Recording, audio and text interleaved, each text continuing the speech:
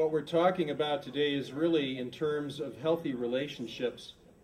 And thinking about husbands, wives, and children, my thoughts naturally went back to Ephesians chapter 5, where Paul says, "Husbands, love your wives just as Christ loved the church and gave himself up for her, to make her holy, cleansing her by the washing with water through the word, and to present her to himself as a radiant church without stain or wrinkle or any other blemish, but holy and blameless.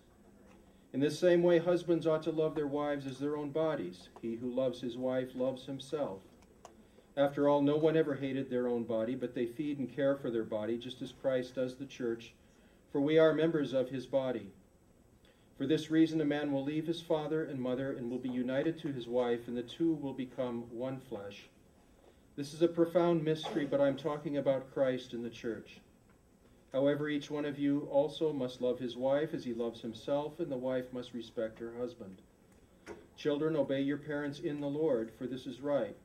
Honor your father and mother, which is the first commandment with a promise, so that it may go well with you, and that you may enjoy long life on the earth. Fathers, do not exasperate your children. Instead, bring them up in the training and instruction of the Lord." And this is the kind of a climate that we want to see in our congregations. We want to model for one another, encourage one another in the kind of love and service that demonstrates Christ in our midst. And we look forward to this next section as our presenters are giving us some ideas about how we can effectively minister in situations where we fall short of these admonitions of Paul in the Scriptures, and how we can help one another in our congregations and in our communities to live out the ideals and the kind of blessed life that God intends for all of us. So let's open with prayer again as we begin our next session. Father, we praise you for how you have revealed yourself to us. You took flesh, dwelt among us. You came in weakness that the glory of God might be demonstrated through you. You have created your church to be the body of Christ on earth. May we effectively bring you glory in that calling, and may we be encouragers to those around us who are in despair, who are suffering things that should not be. May we be their advocates, the ones who come alongside, and may we demonstrate this kind of sacrificial love and service that you gave on our behalf. Help us as church leaders, as pastors, to teach your word faithfully, to confront sin where it is, that the body might be healed. And Lord, we pray for continued guidance in this next section together, this time as we consider this difficult topic, but a very important one to you and to us. In Jesus' name, amen. Amen.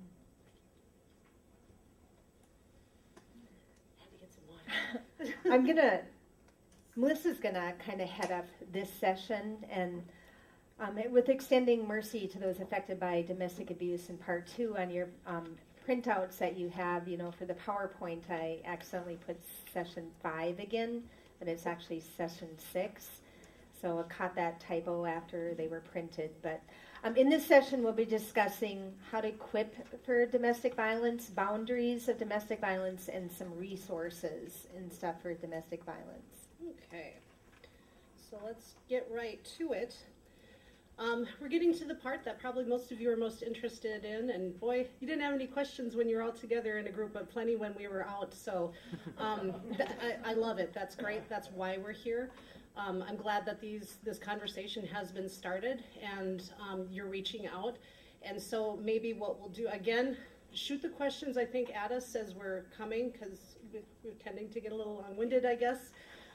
But we'll probably be around at the end for those of you who will be as well to come on up. We're happy to answer some questions. I just volunteered you for that, Janine. Thank you. So what we're going to do is talk a little bit about some things that you can do to kind of recognize somebody that may be having some struggles, how you can start the conversation, how you can reach out and be of service to many of these victims. And so we'll be discussing equipping for domestic violence, establishing boundaries. I'm sure most of you are very, very aware of the boundaries, but those boundaries can start to get crossed very quickly on some things that you can do to make sure that that doesn't happen. And then some resources, what you can do, where you can reach out to provide the best help for these victims.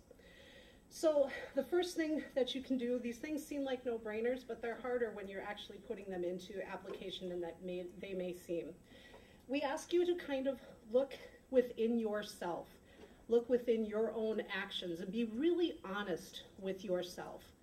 Are you doing all you can to promote nonviolence and be a model behavior model, for lack of a better word, to instill this in your congregation, in your family members, your friends, and even working relationships?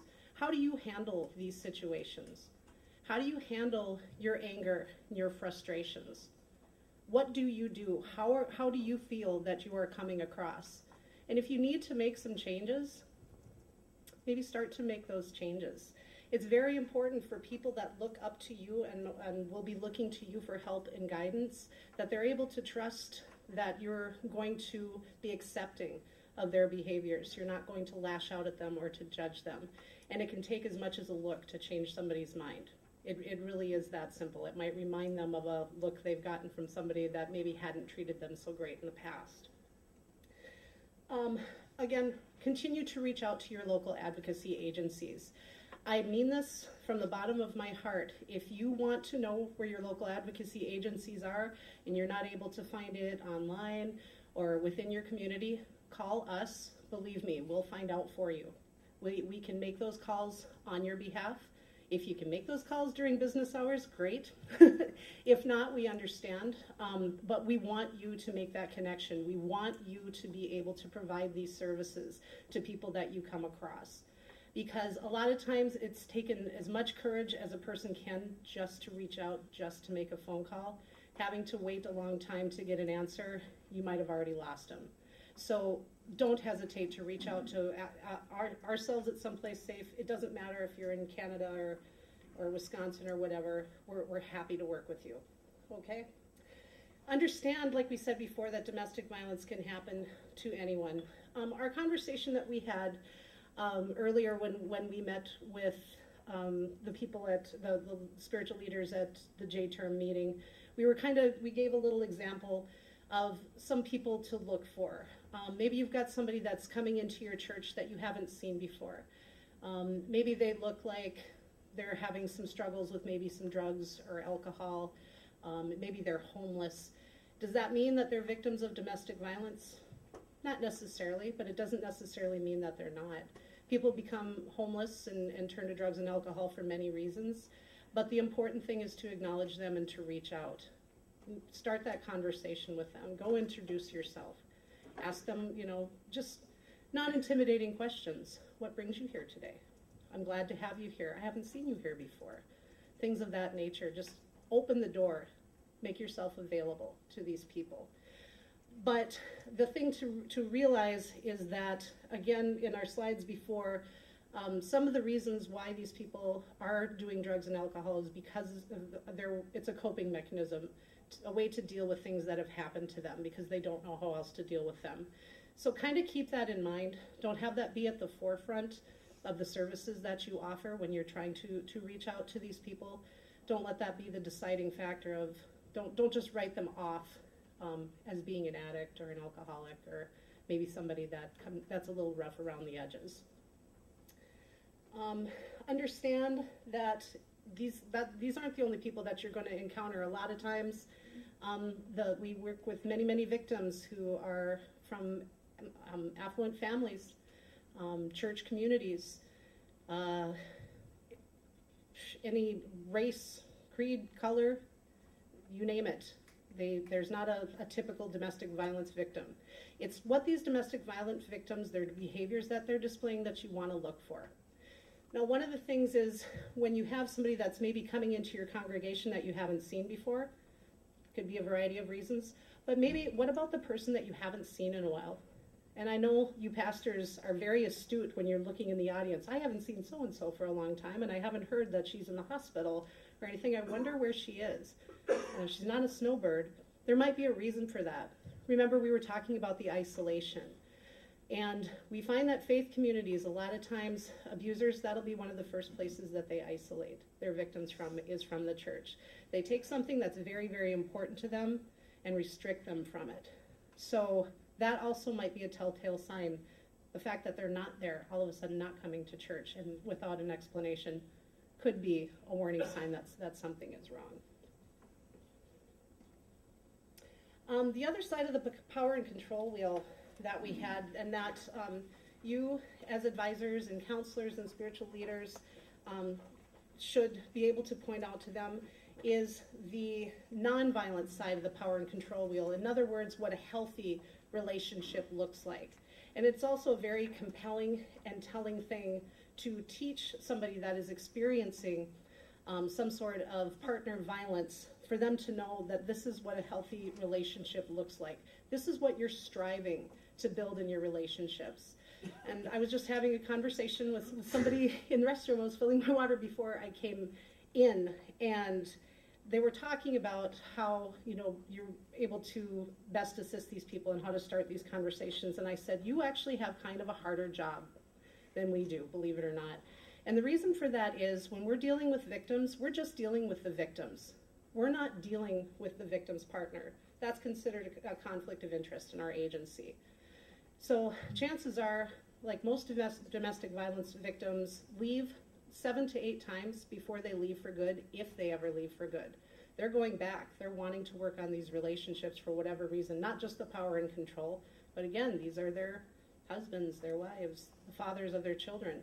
And maybe they're going to be looking to you for how to help them build that relationship back up. Scary job, I don't want it. So you actually, there's a lot more involved in it, and you have to delve more into the abuser side as well, and that's where recognizing some of the traits of these abusers are going to come in very handy, because it's the manipulation and the coercion and she's crazy and all of that that comes into play. So you want to be able to be ready to deal with that. So this would be a good tool for you to use if you are providing some counseling, not only to the victims, but to the perpetrators as well, on something of what healthy relationships look like. Good way to start the conversation as well. Can you tell we love the power and control wheel? But it really is. It's a powerful tool. So, let's see. And I can take this one. Well, yeah, you're on this one. I'm Yep. sorry for stepping off here. No, we're a good tag team. Some of the things, and stuff that you can do, of course, and stuff this seems to be the hardest thing for people to do, is listen and believe without judging, okay?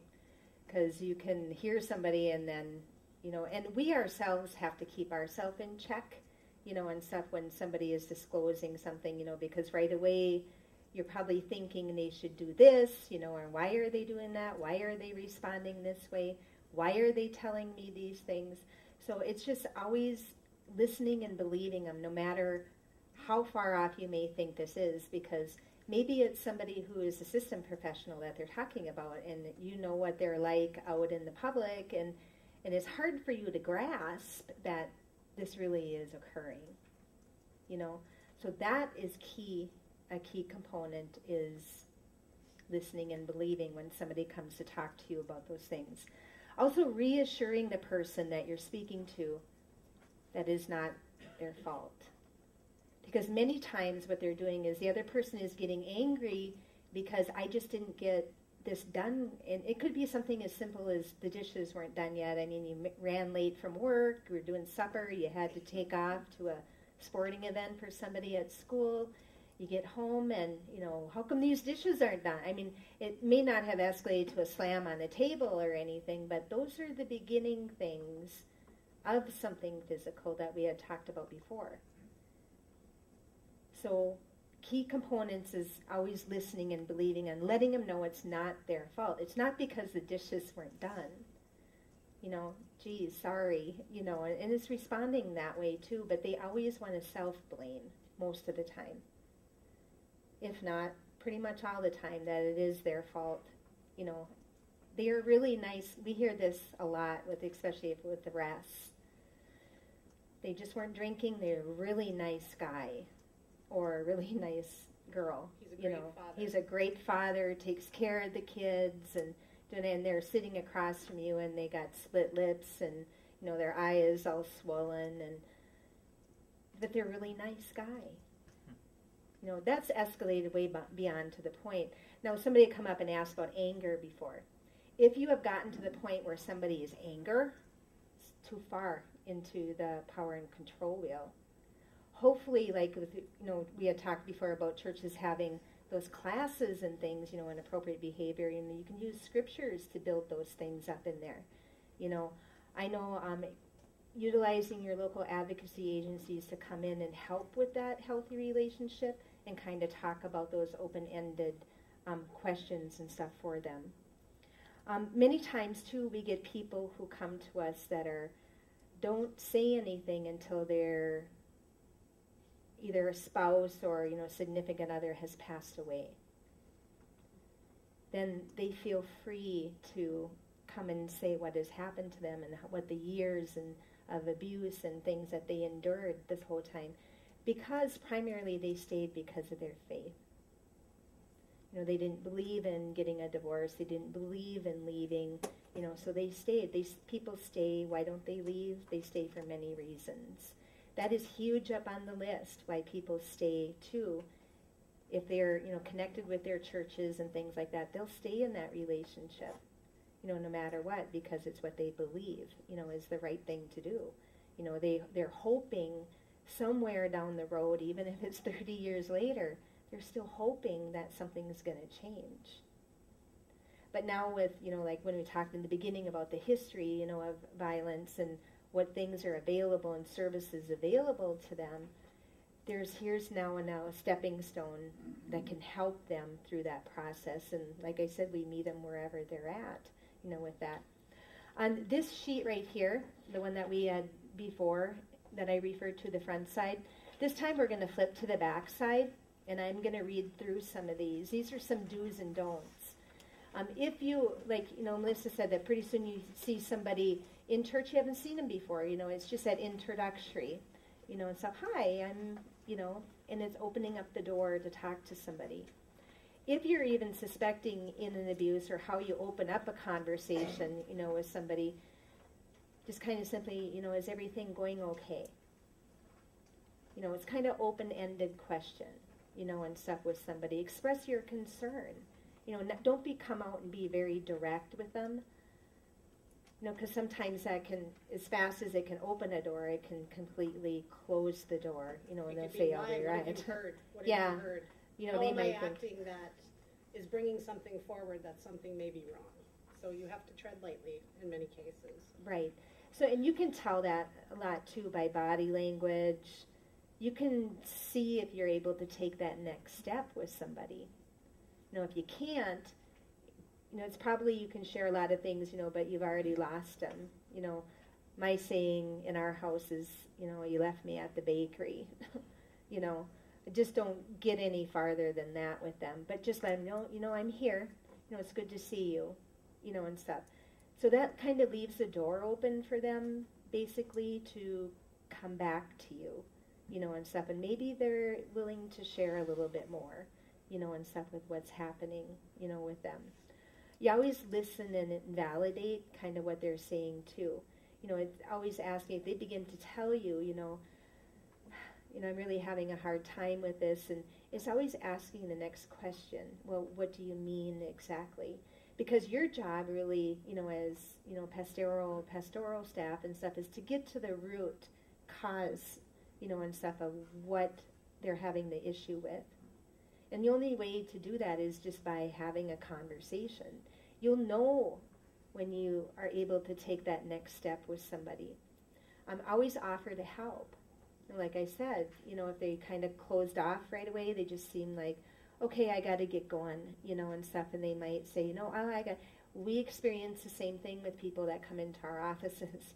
We'll get to a certain part with them, and they go, oh, you know what, I forgot that I had to go get the, schools, and I was supposed to be over here, and, and pretty soon they're like, boom, gone.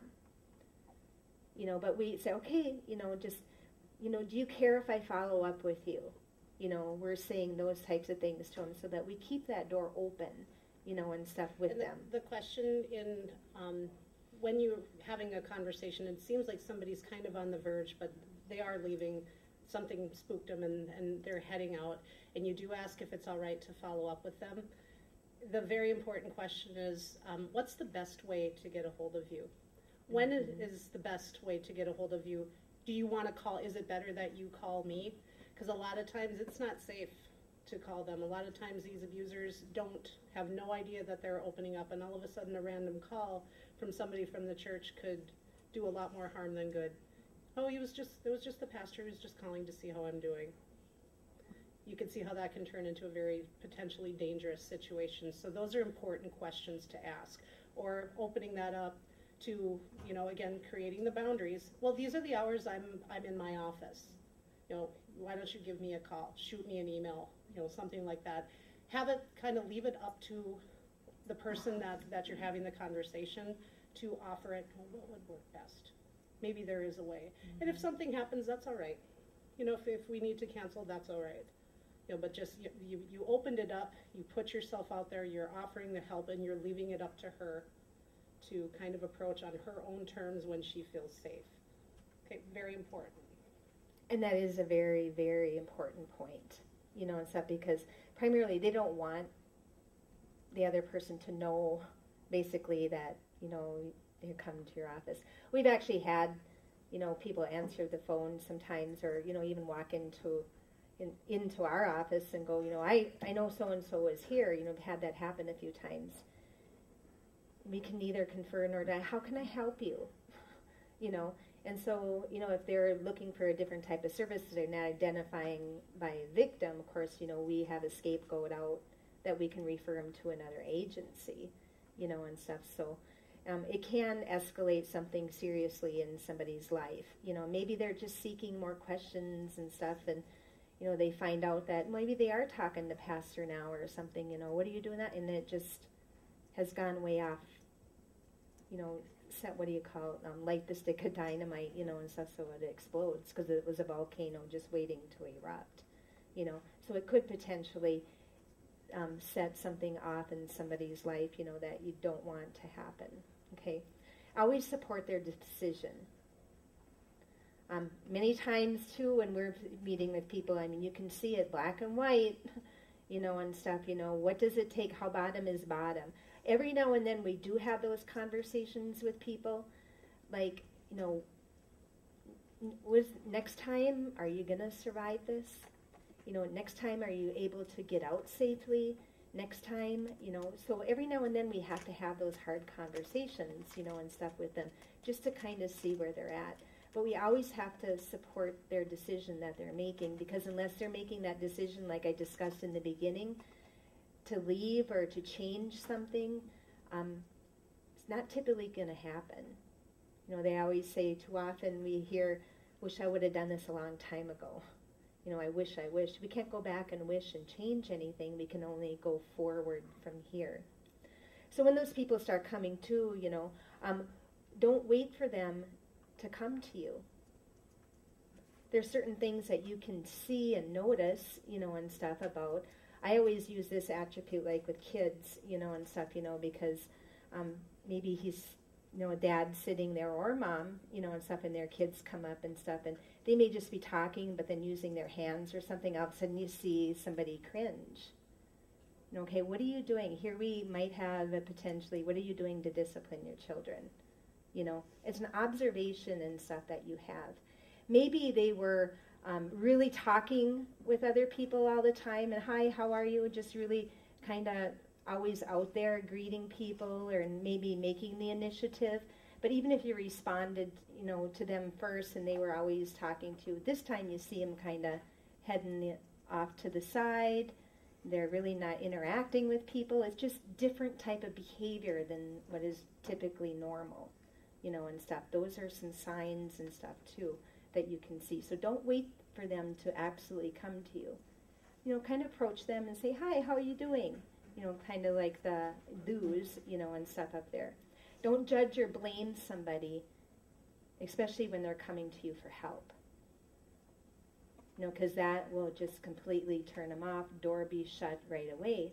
That, this is how it's supposed to be. Why do you do that? Why are you blaming him? What are you doing? Sometimes, victims say that, and stuff because the perpetrator is also telling them that too at home. If you wouldn't have done this, I wouldn't have reacted that way. Kind of shifting the blame, the denying and stuff with that. Yeah.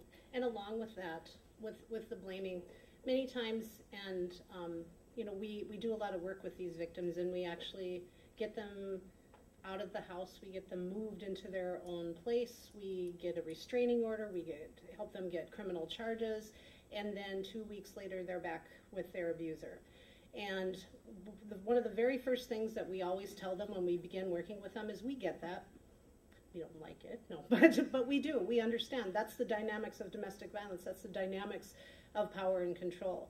But that's why we also offer them, so, if you do go back, there's no shame in this. We understand that this is the way that it works.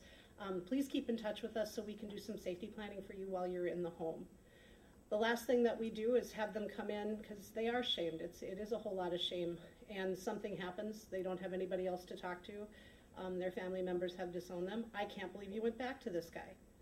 I'm done. Until you leave him for good, you're on your own. Call me when you leave again. So then they'll come back to us. And sometimes they'll be coming back to you. Or sometimes they'll only be coming to you because they think that we're mad at them because we did all this work only to have her go back with them. That's where it's going to be so important, folks, for you to practice your not judging skills and not ask that question, just, why did you go back? She'll tell you why she went back. That'll come out. Be there and listen and ask how you can be of help. Because if you're just going to not abandon her and make her feel like, she's done something wrong, she's disappointed yet another person, then she's not going to reach out to anybody. So. Right. And that kind of goes along with the pressuring part, and stuff, where they feel pressured. They got to make a decision, or they have to do this now or change, with that, so they just start feeling all kinds of pressure. Give them advice.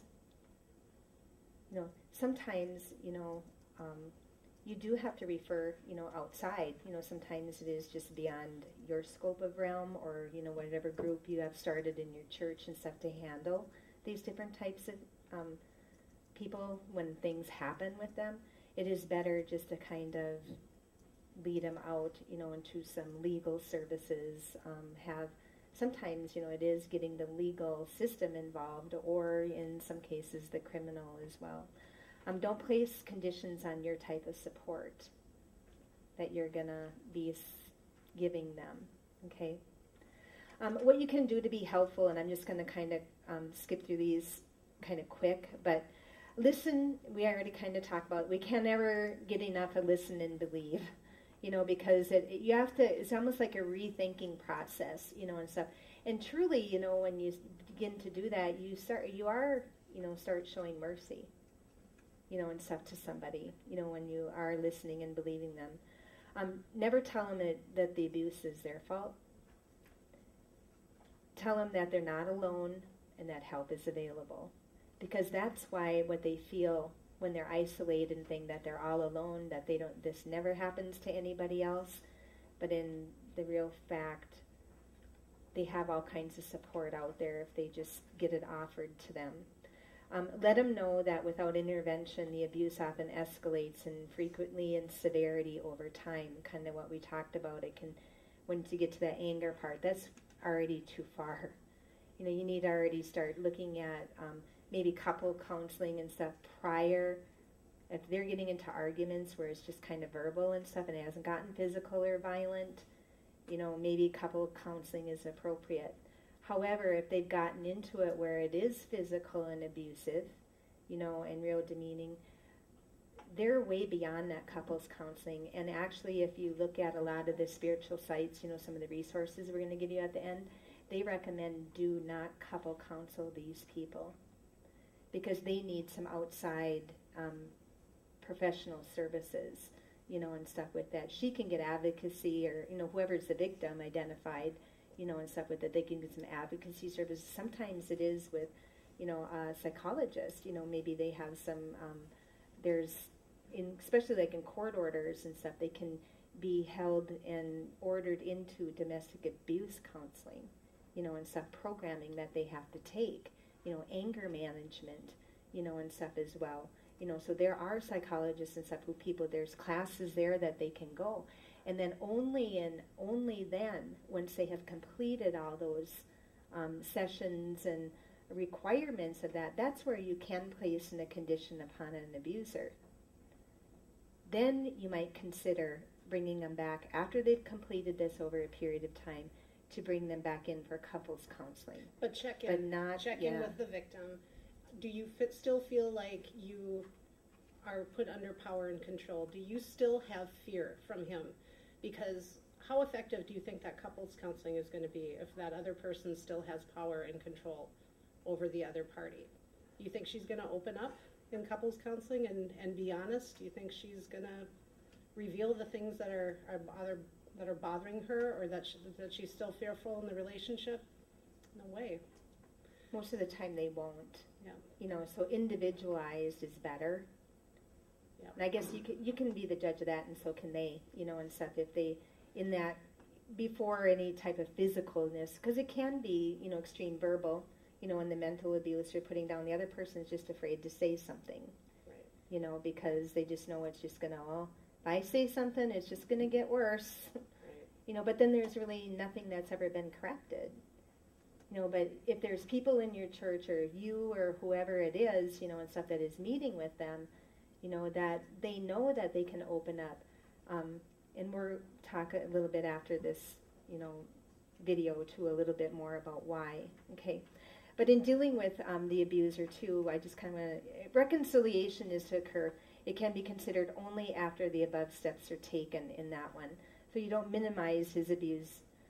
You support in seeking specialized batterers counseling, what we were talking about, where they get into some type of programming and stuff with that, in order for them to be reconciled, where they can come back in together again once they completed all those steps. When you're responding to the abuser, always be very, very clear, and I highlighted it in red, that violent behavior is unacceptable. They can't just say, they made me so mad I just lost control. It's not going to happen again. Unacceptable. It is, you can extend mercy and, give scriptures or whatever you need to do with them, but to actually counsel them at that point, they need that outside intervention. Just tell them flat out, this is just wrong. You shouldn't be hitting, or you escalated to that point. You have to be able to develop that self-control, because that's one of the fruit of the spirits, right?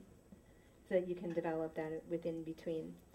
Do not accept that his relationship or the blaming of the other victims, because they never want to accept that they're wrong. It's kind of like pride getting in there. It's never me. It's always what somebody else has done when they begin to shift that. Don't take his word that the violence has stopped, like Melissa was talking about. Check in with the abused partner without him being present. See what's happening and, what's going on, separate from the other individual.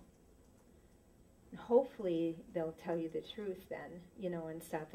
And sometimes we have that conversation too when we have people that come in and, they're kind of giving us a story, but something just doesn't quite click, And then so as soon as we say, as soon as we can start being honest and upfront, is when we can move forward, and I use it more often, than I ever have before, and stuff, because that seems like, oh yeah, you're right. And I said, it doesn't matter to me what happened, what you went through. Maybe they're doing drugs and alcohol or, whatever, but, most of the time they're using those things as a way to cope, to escape, because it helps for a period of time. So I always let them know, I'm not going to judge you or wherever you're at. Sometimes they're involved in legal activity, but we only are responsible to report that if it falls under a mandated policy, and stuff where we have to do those types of things. So letting them know that You are there for them, and you're not going to judge them in any way or whatsoever, okay? But that's just kind of a guideline, this sheet, that we put together for you guys to kind of take back and review it every now and then. It goes right along with the power and control wheel. Just kind of putting in a little bit more in word format, basically, rather than looking at the spokes on the wheel. But, elderly people come to us, quite often, and they don't necessarily have to be elderly, but more often than not, they're coming because the partner has passed away. They don't fear retaliation or anything anymore, so they want to come and tell their story. And in some cases, they want to pay it forward, and stuff, and be there for support.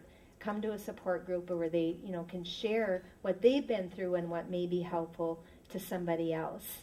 And a lot of times it's just taking that step, and stuff to start ending the cycle of abuse. Well, and it's also to recognize, just specifically in that situation where the person's spouse or significant other has passed away, just because the physical abuse has stopped, if that person has never gotten help before, it sure as heck doesn't mean she's safe. Sure as heck doesn't mean that she's empowered or has had support in the past. So it's very important for you to step up in those roles as well. If they're coming to you now, even all these years later as the abuse has stopped, that's still a cry for help and a huge window of opportunity for you to be able to reach out and assist. So if I could, another example of how victims come in any age, race, or walk of life. And maybe you've already dealt with people like this, or maybe recognized a person, an individual like this in your congregation and wondered, how in the world can I help? So hopefully this next part of these presentations will be able to help you recognize it a little bit more. So just, quick, some of the things to know, the signs, these are the more obvious ones. Of course, there's the physical signs of injury. These can manifest in different ways as well. Maybe it's the way that they're dressed. If it's 90 degrees outside and she's wearing some long sleeve, heavier items, again, we can't always assume that this is domestic violence, but chances are you've had your suspicions before then. But that could be a telltale sign. Are there physical marks on her, or walks with a limp or something like that? That just kind of seems out of the ordinary. Follow your gut instinct pretty much is the best advice, and reach out. Changes in mood or personality, this can happen to all of us. But again, we're going off of what you probably have already suspected in the past. Was this person, like Janine was saying, really outgoing before and maybe involved and wanting to be, helping out in the church and at different activities and things like that, and all of a sudden now maybe she's withdrawn. Also watch her with her partner if they're attending church together. How is her mannerism with her partner? Is she free over talking to people? And people can be shy, and I'm not talking about shy, I'm talking about withdrawn and timid and kind of looking for approval from her partner before she talks to somebody or maybe strays away from him. When you're talking to them both, maybe when they're leaving the church, how is her demeanor? Who's answering the questions that you're asking? And even just simple everyday questions. Hey, how are you doing? How's the kids? How was that game last night? Just kind of watch, especially if you're already familiar with this person and there's some changes. It could be a reason or a way for them to reach out is through these nonverbal behaviors. So pay close attention to those. The use of drugs or alcohol, and we're talking more specifically now where you haven't noticed that in the past and all of a sudden they've picked up a drug or alcohol habit. Emotional outbursts. This could be a big time. A lot of time, the only places that people feel safe is in their church. And even though maybe they're not going to come right out and say this is something that's going on, it's strange to say, but it's similar to children's behavior. They're looking for some attention, and they don't really have a way to do it, so maybe there's going to be an emotional outburst. And we've seen it manifest, or I've heard it rather, from victims that I've worked with that use the sermon as an excuse to kind of get in touch with their pastor. That sermon just moved me to tears. But these weren't just normal tears. This was an outburst. There was something wrong, to the point where the pastor approached her after the service, and so that was really all she needed to open up was, no, things aren't okay, and started that conversation. Making excuses when you do reach out to these people, and maybe she reveals that, yeah, something is going on, but it's because of this. He's had just a really busy week at work. Or, the kids are going through all of this, and, it's just been driving us both crazy. He's not normally like this. Things like that, just simple excuses. Again, you don't want to sit and probe them and act like you don't believe them, but that's also the opportunity for you to say, okay, I understand that, and here I am here if you want to talk some more about this. Simple things like that, just make yourself available. Withdrawal, lack of participation, we touched on that. And here's a big one, the kids' behaviors. Again, where the physical abuse isn't necessarily on the children are definitely affected by it. Watch those kids, even when they're sitting out in the pews. How are they acting towards mom and dad? Are they looking over to see how they're reacting? What are the looks and the demeanors on their faces? Look at mom when the kids are acting up in church, because they never get squirrely, right, during church services at all. They're usually pretty sitting still. Is mom going, or is mom saying, you know what I mean? Looking at, knock it off, you're going to make dad mad. That sort of thing.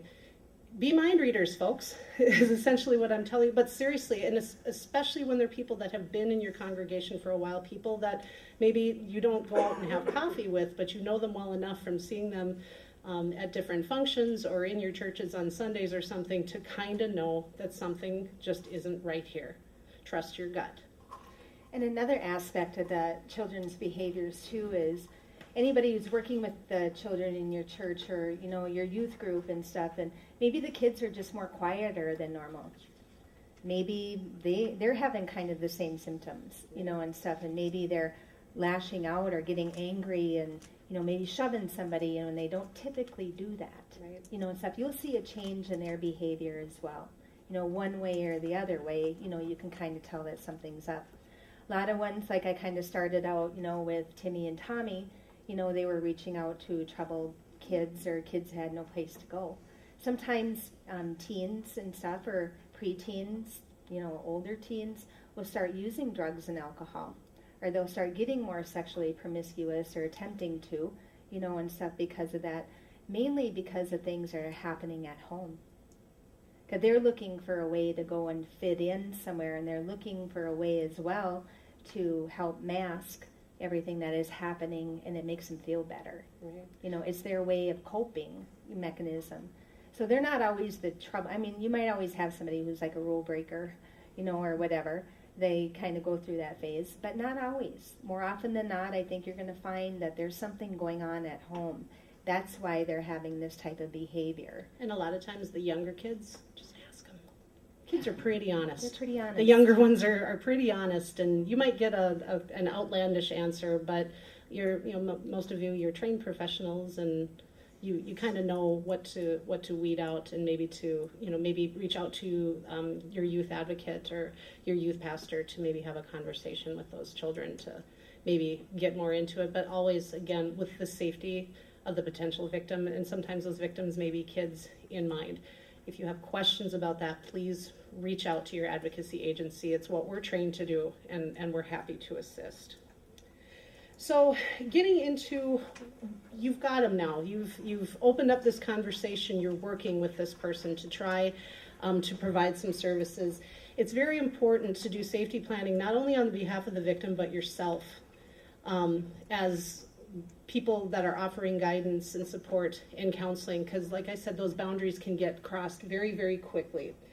So you need to have a safety plan in place for yourself and your staff, so there's as consistent as you can be in situations like this, plan of action, so to speak, on how to keep everybody, yourself included, safe.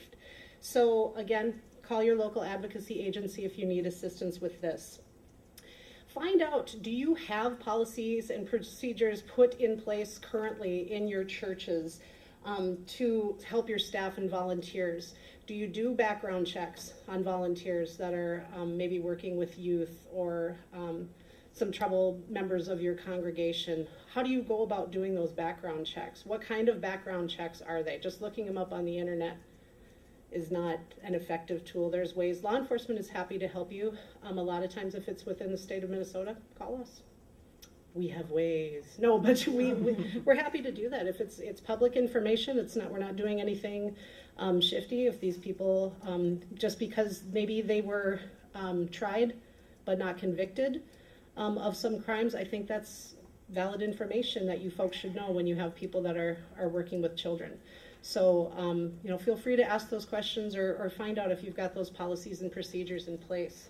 And always, too, sometimes you got somebody moving in from another state, and stuff, and maybe they've only been here 2-3 years, and so your background check is going to consist of, for the state of Minnesota, we're talking about the one that you go on and, get that background, like we're cleared, with background check, for our agency.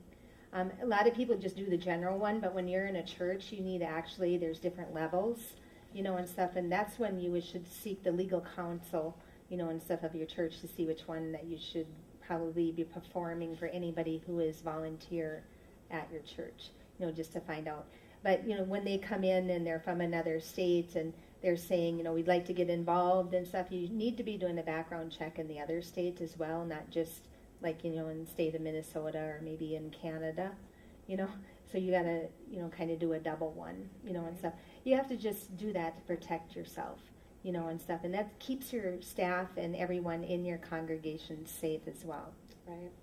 And so, of course, seek legal counsel if necessary or in doubt. Or if you suspect violence is occurring, don't be a silent bystander on this one, folks. If you hear something or you see something and you suspect something is wrong, call it in.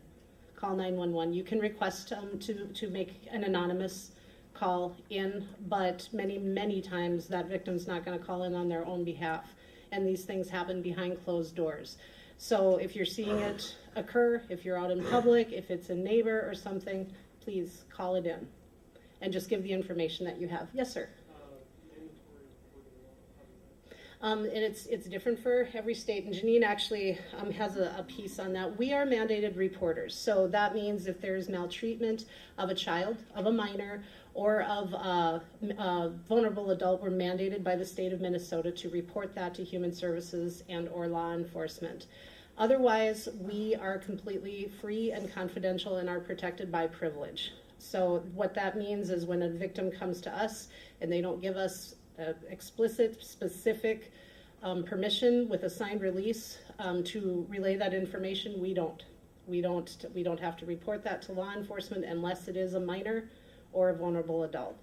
And so for you folks, I'm guessing that's kind of the way it is for the most part with you as far as confidentiality and keeping that. Relaying that piece to them definitely helps for them to open up, especially when you're dealing with both parties. If you're making an attempt to counsel both parties, letting especially the victim know that just because he said this or just because she said this doesn't mean that you have to tell the other party. Because if there's any suspicion that that'll happen, you're not going to get anywhere with them. So that is a very, very important piece. But yeah, if it is revealed that it's any sort of maltreatment to a minor, we have to report that. No ifs, ands, or buts. There's big trouble for everyone, including us, if we do not. So we're moving into boundaries. And I was, again, talking when we first met to say we live in the greatest community.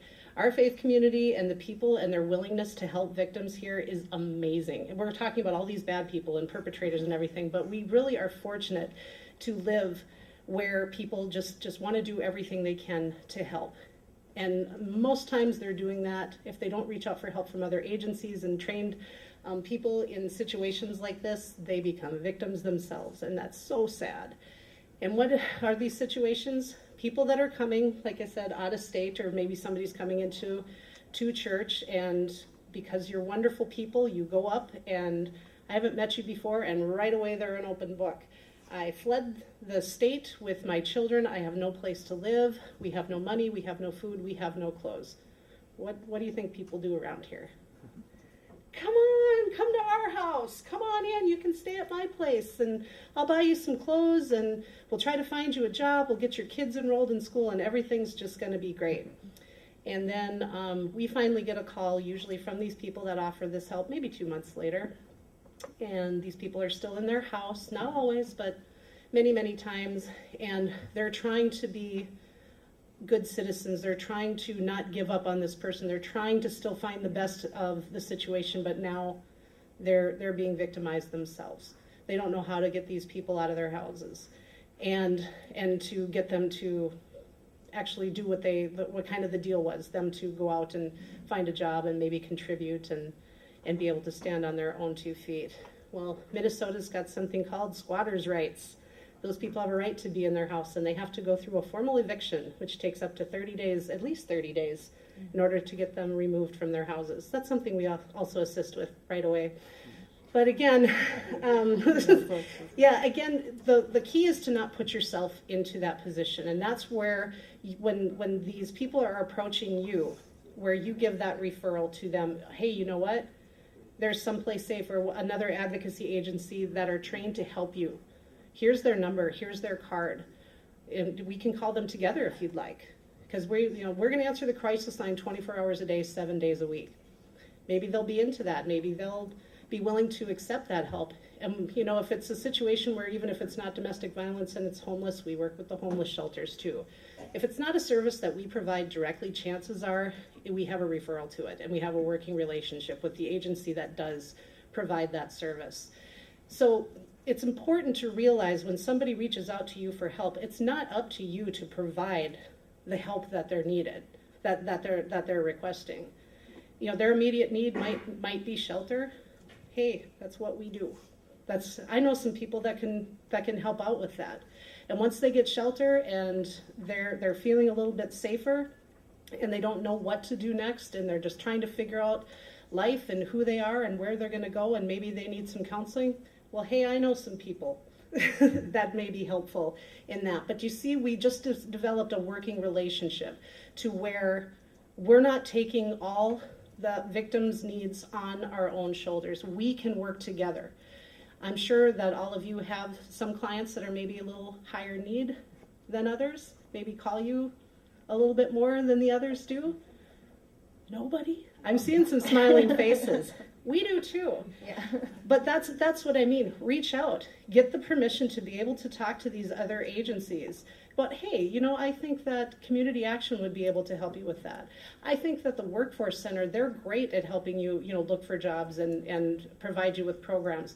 Let me put you in touch with them. Is that all right? I always make the decision be them. But that way it's not all falling back on you.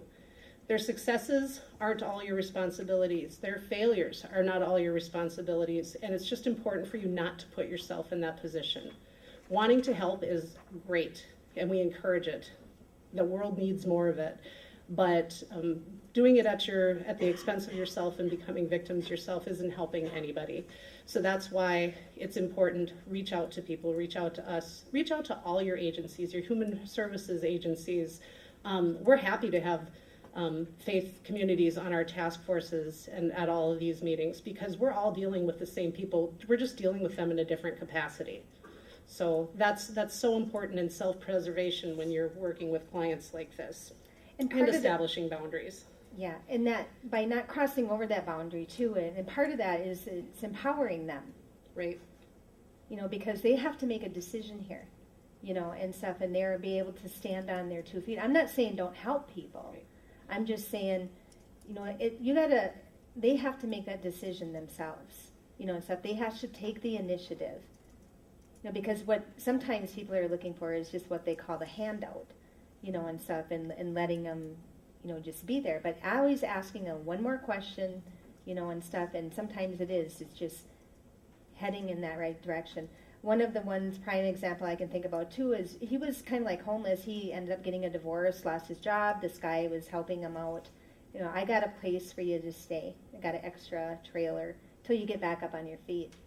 $16,000 later, it cost him to get him off of his property. Because they're kind and nice in the beginning, and then pretty soon, what do you call the welcome? You have overstayed your welcome here. It's something that you have to state to people, to become legally where you can get them out, and stuff of that. It's not that you're not willing to help them, and you need to make them understand that. It's just empowering them to take another route, and stuff in that step. Sometimes it is family members and stuff that take them in, but you know what? Family members too are calling us going, you know what? We can't get them out of here. Right. And they do. They start stealing from them. They're never buying anything. They're not going out and getting a job like they said they were going to. And then what? Legal rights is they get to stay. Because that's their house. Because that's where they live. Stay. Yeah. It's crazy but true. Yeah, and we see it, and stuff, and it's just kind of protecting yourself as a church function, and stuff as well. But we're not saying don't help people, but just choose, which boundary you're going to cross, and stuff with that. It's probably not a good one to be crossing over when it comes to that. We'll go to the next slide. We kind of covered these. Here's just kind of some general things. Avoid meeting alone with those of the opposite sex or those of the same gender. If you're meeting them outside of the church or something, these are just, we're going on things that we've seen that have gone wrong. These aren't as a rule. We're just saying things for you to be conscious of. And we're kind of, as you can tell, are people that maybe have been victims in the past but aren't necessarily a victim, but maybe are trying to take advantage of people's good nature and willingness to help. These are some of the things that we've seen them do. So just kind of, again, safety planning for yourself when you are assisting some people with higher needs.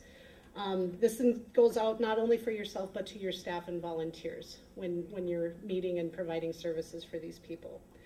Advise them of what you are qualified to give them and what you're not qualified to give them. We work with law enforcement and in the courts and everything. I'm probably in the courts as much as some of the attorneys in this town. Am I a legal counselor? No way. I'll show you my paycheck. I'm not. But I'm not, I don't give them legal advice, but I make the disclaimer. I can't advise you on that, but this is what I've seen happen. And this is the number to so-and-so who can give you that advice. Be upfront. Don't make promises you can't keep, and don't give advice that you're not qualified to give. And last but not least, don't allow yourself to be manipulated by the alleged victim or abuser. People that are abusers will use the manipulation tactic on you often, and usually it's she's crazy, she's mentally ill, she's got a drinking problem or a drug problem, something like that, to manipulate to make themselves look better. Be very conscious of that. It's, again, you have a harder job than we do. You have to listen to both sides. We don't have to do that. We do like to get the full picture, but just be aware if somebody is being abused, and especially if that abuse has at least been somewhat validated. You kind of have to take that into consideration when the person that is inflicting the abuse is not taking any responsibility for it and actually blaming the victim. So you have to kind of make some judgment calls when you're doing these kind of services. So, what's that? You want to enable it? Enable the content right here. Okay, well, I'll just keep going. So let's say you have a member of the congregation that has a harassment restraining order or an order for protection on them. Has any of you had this? You have. Are you from Minnesota? Here? You're from North Dakota. You guys are like on another planet legally. That we deal a lot with them. Minnesota law. Well, I know. Oh, right. Go Sue. But there are different regulations that we have in Minnesota. They cannot restrict anybody, regardless of a civil court order, from being in the same church, being in any sort of religious place. They just can't do that. But what they can restrict them from is having contact with the person that has the order against them. I don't really want to go too much into order for protection and harassment restraining orders, other than letting you know that we assist people in writing them. There's too much to learn. It's a complicated process. Please reach out to us, because if you write them wrong, they don't get granted, and they can't write another one on many occasions. So please reach out to us to assist with the orders. Also reach out to us if you have any questions. But if you have a member or members of your congregation that do have an order for protection in place, It might be good for you to know what those terms and conditions are, because not only to protect the person that has the order, that wrote the order against the other person, but also from the person that has an order against them being violated for really a reason that wasn't necessarily their fault.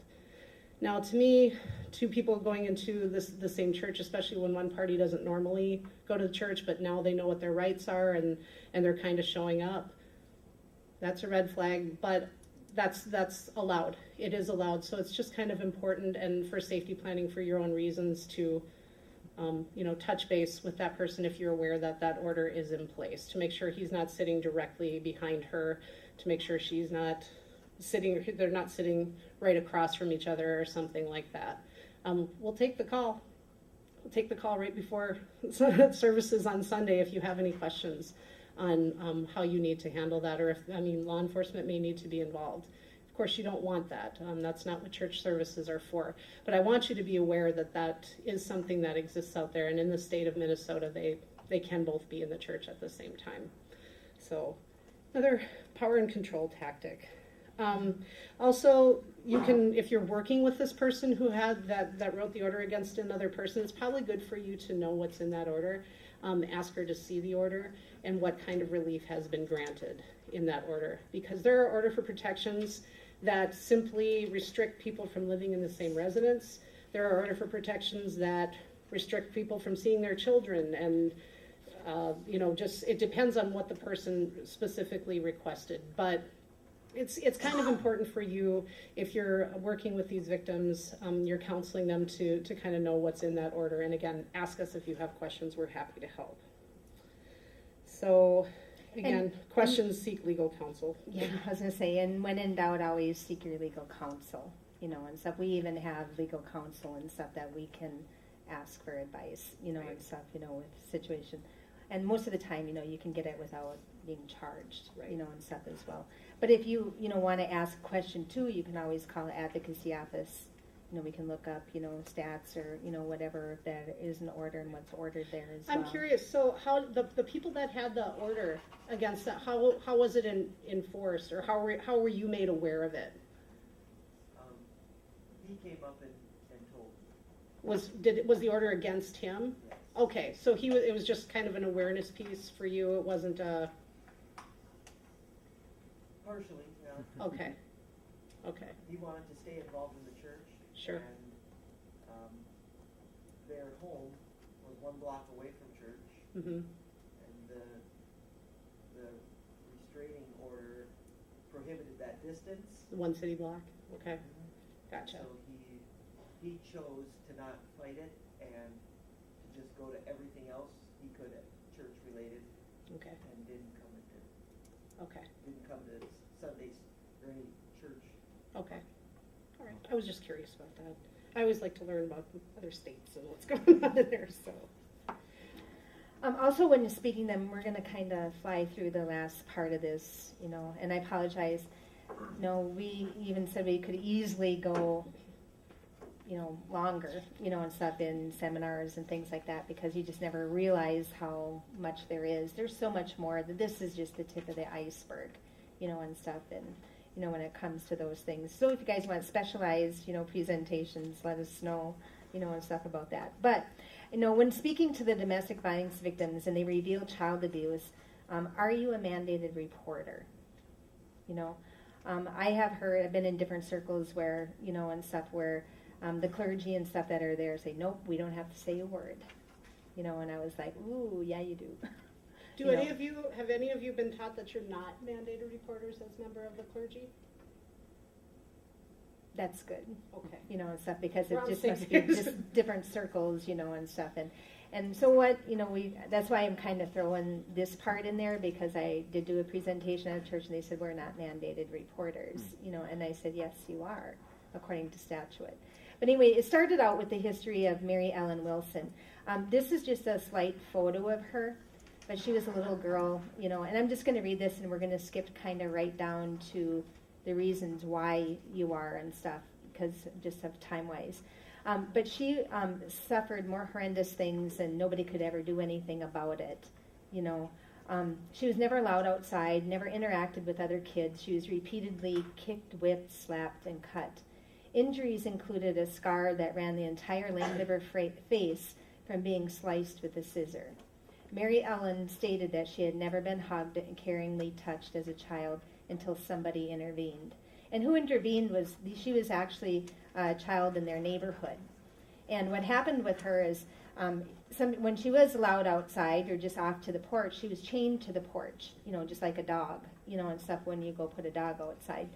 They called and called and called police, and nobody would do anything, and this is kind of like the history stuff. Nobody would do anything to intervene. However, child or animal abuse came into effect in child abuse, so they had a cat and a dog at that house, and they noticed that the dog and cat looked malnutrition. So they called it in, and they actually used the dog and the cat as a tool to get Mary Ellen out of there.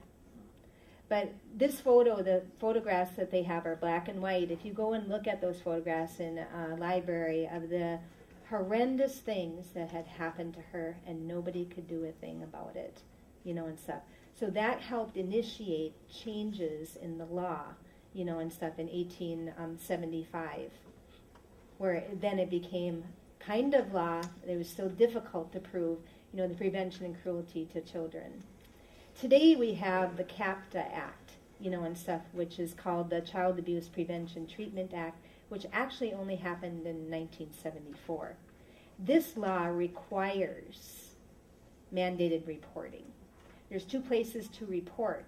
There's Human Services and there's to law enforcement. If you're not quite sure what to do about a situation, maybe they don't want anything done, you're not sure if it's, something that,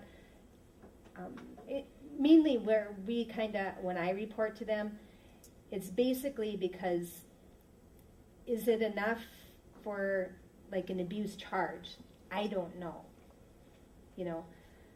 Do they want something done about this? Like maybe it has to do with sexual abuse and the girl's 16, but questionable guideline, and stuff with that. Human Services screen in, screen out. So I've done my part. I would say always you have to do a written report followed up, after you do your verbal within 72 hours. You have to report within 24 hours, if you have a legitimate abuse claim. So I always do my written report first, call in my verbal. You got to be detailed as possible. If you're open-ended with your thing and I think this happened, but I'm not quite sure, you got to give pretty specific details and stuff for them to screen an application in or an intake in. It's got to be pretty specific. Yep. Dates, times, what happened, who was there. And to add on to that is, if it's something where you're making the mandated report to law enforcement, and even though law enforcement maybe already knows about it and says I've already called it in, you still need to call that in. Mm-hmm. I have heard so many instances where one person had called in but didn't give a very detailed report, and another person thought that was going to be enough, so they didn't make the report. You are still obligated, if you have that knowledge or you were told about maltreatment to a minor or vulnerable adult, to make that report. Don't assume that just because another report has been made that you no longer are obligated. That's actually the opposite of the truth. We even have, the victims telling us, oh, this has all been reported already, and stuff. There's no reason to, talk to, anybody else. We still are making a report, because we don't know, you want to believe them, but in this case, you have to do the other mandated part as well, just follow up. Right. And stuff with that verbal and written. It could be your report that starts the ball rolling and helps out a child or a vulnerable adult too. And every state has the mandate to report. It's not just Minnesota, and probably internationally too, or even in Canada, you got some, mandated reporting laws.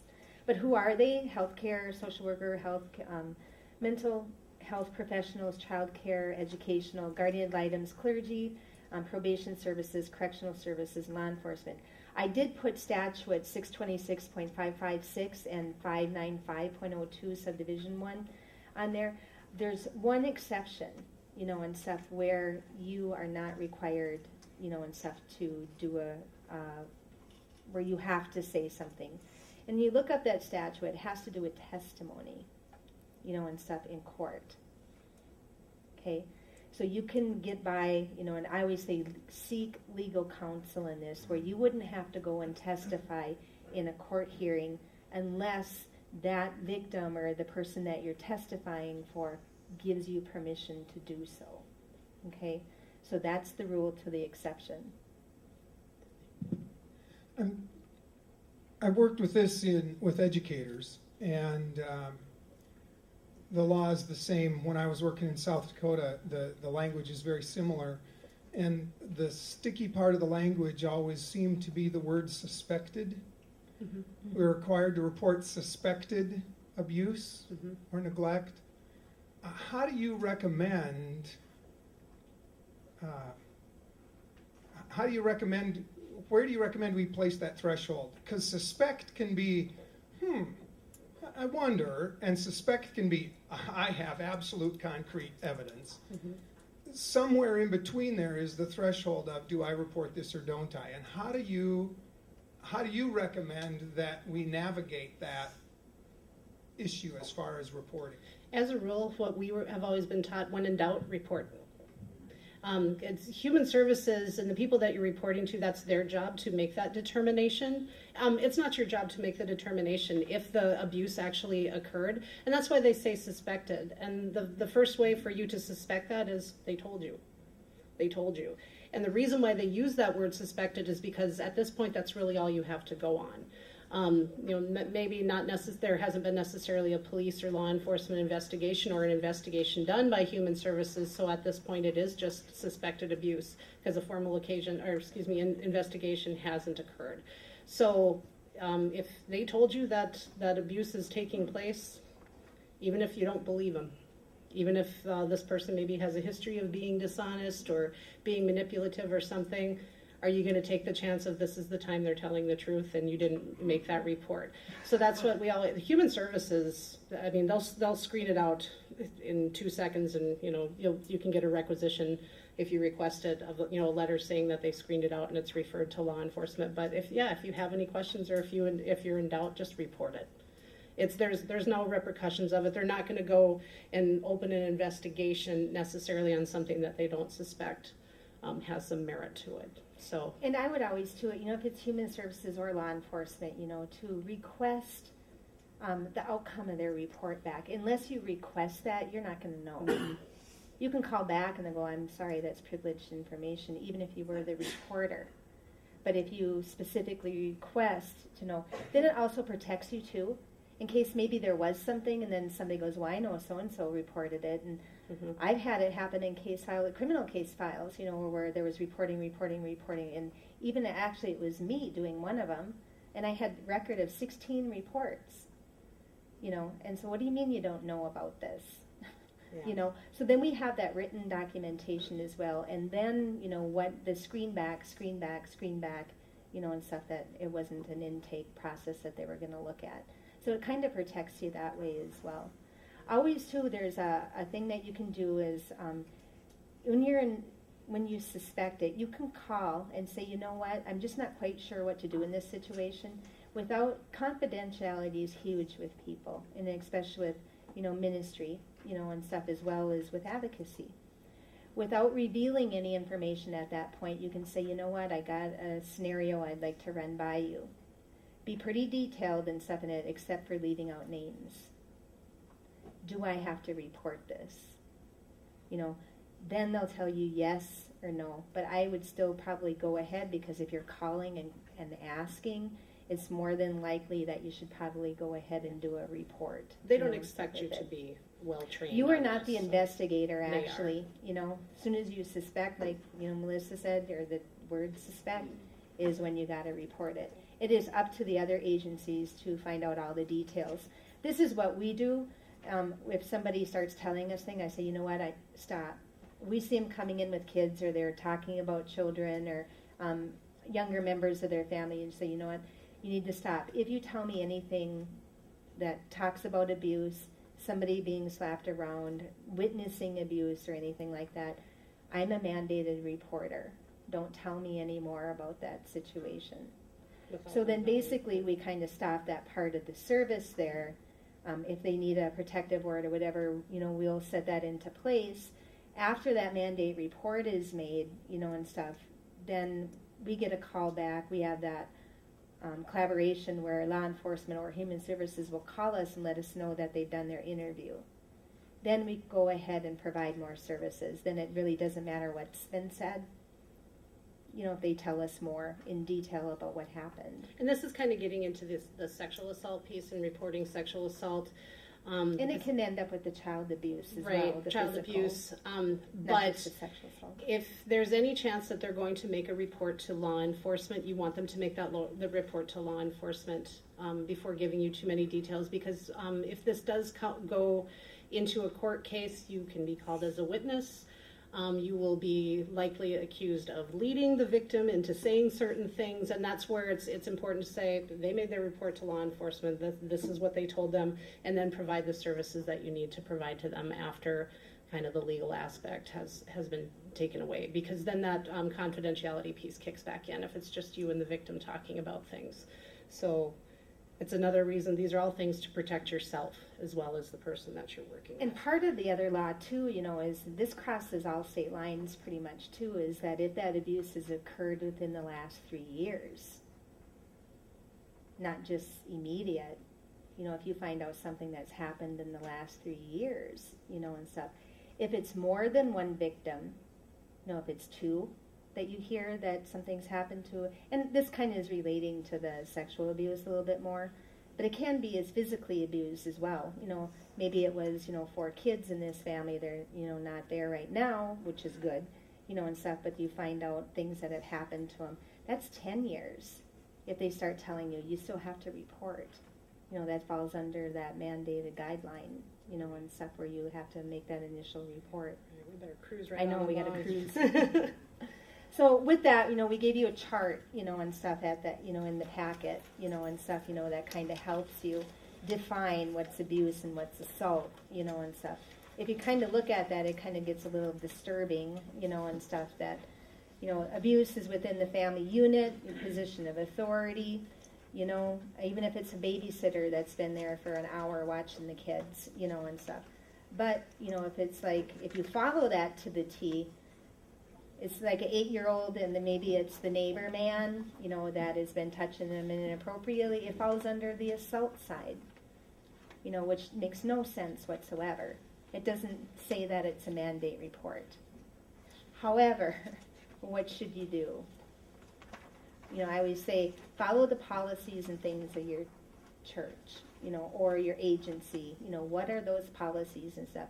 Of course we're going to report, because this is somebody that's under the age of 18. The age difference alone is just huge in itself, and stuff that you're going to go ahead and report that. And if policies aren't put in place with your church, get some Get 'em policies in there. put in place. Reach out to, if you're talking about specifically domestic violence and sexual assault policies, reach out to law enforcement, to your advocacy agencies, to your county attorney in implementing those policies. That's part of their job, is to create systems response, and that definitely includes the faith community. And they're good resources on what, the legalities and everything for it, into getting something started. They're happy to do it in most cases. And we're just going to kind of skip a lot of the last slides, because it kind of talks about who are your resources and things like that. Advocacy agencies like ours is a huge resource for you, or a huge tool actually to use, for information referral, things like that. There's so many things that we can help people with, and that we're funded for. So try to locate those in your local area and stuff. Because I want to show a quick video. There's may I steal yours? Sure. There's a resource page. It's got links, phone numbers, agencies, and things, and that's with your packet, and stuff on there. Huge plethora of information and stuff right here, and stuff on the go-tos. I want to refer to the back page, because I actually found this, and this is excellent, and stuff, because with it there's a Faith Trust Institute, where you can go on there, and it's for Christian leaders, and you can find out all kinds of things. That's kind of that seminar and stuff that I was talking to you about. Is your church safe? That they do, and they do a lot of legalities and things like that, and webinars and trainings, and there's all kinds of stuff on there. Also, another one is the Religious and Violence e-learning. There's webinars and trainings and things that you can take on there as well, and how to implement, a lot of these things that do with domestic violence or other cases or healthy relationships and things within your churches. Really good site. Church and Tax Law. Here I found on there that you can actually go and pro bono, you get to the right tab there, you can ask questions if you have a legality or issue going on in your church, and then an attorney will come back to you, maybe not right away, maybe it will be right away, but within a reasonable amount of time, and answer your question, without having to pay somebody to do it. If you have how many of your churches have attorneys? Let me ask that. Not very many. Not very many? Wow. So that would be a great resource. That probably would be something that you should probably talk to your boards and things about, and stuff, that you should probably have one, that you contract with, and stuff. And actually somebody who especially knows church law, and stuff as well, not just, any attorney out there. Many times the people in your churches are a huge resource, and stuff that you can, kind of contract with them, and stuff, or asking legalities and things like that, so you can get them within your own church body as well. But it's something highly recommended, and stuff, if you do not have one, to probably get one. In the days and age that we live in, it's probably almost a necessity, Right, and stuff that you have. So we have a video that we'll close out with.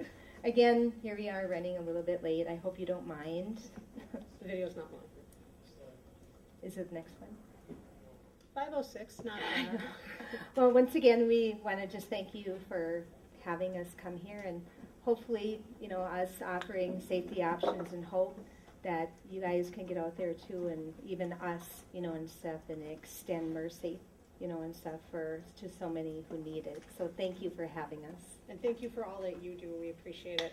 Yes. Thank you so much.